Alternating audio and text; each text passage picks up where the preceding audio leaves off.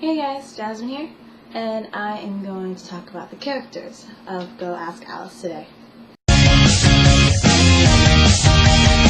There are quite a few characters in this book. The only one that I'm really going to discuss in depth is the main character that people just call Alice, even though it's not really her name.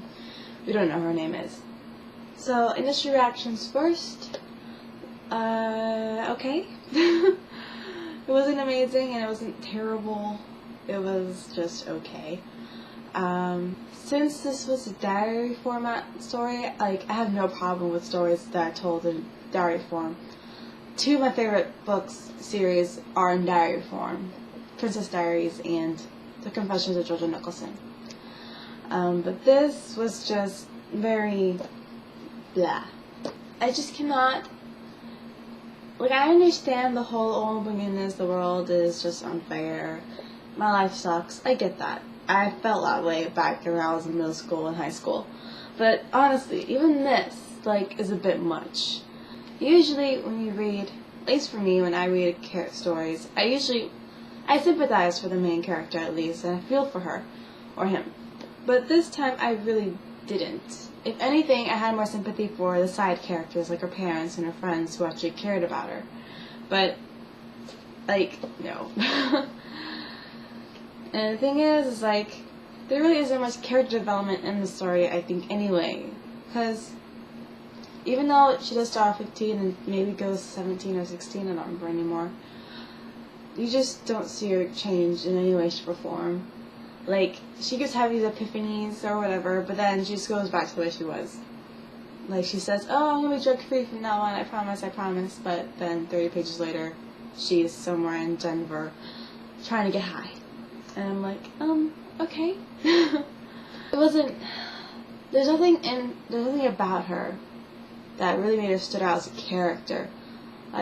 She was pretty much like a stock character you find in any other series, I feel, that is just there. I don't know. Just bad. Lexi yesterday said that she thought, diary form was good for this book, but I actually think it would have been better if it wasn't.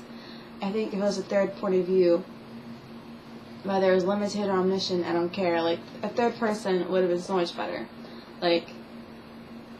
Because that way I don't feel like you always get that whiny feeling, and you probably get more information about other characters, you see how they feel as compared to her, and just constantly being in her head, it was getting kind of annoying.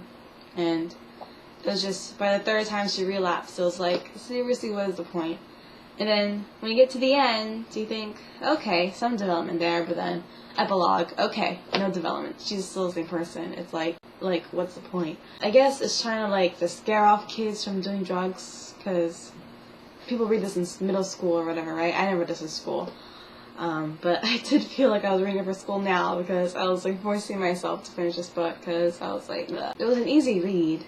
If I had to do it for school, I could easily do it, but ugh. And it was just a bit too unbelievable, a bit overdone, because honestly, I don't think a girl who is constantly trying to get high and going on trips is really gonna bother writing it all down. So, yeah. I'll just end it there. So, I guess, see you guys next week.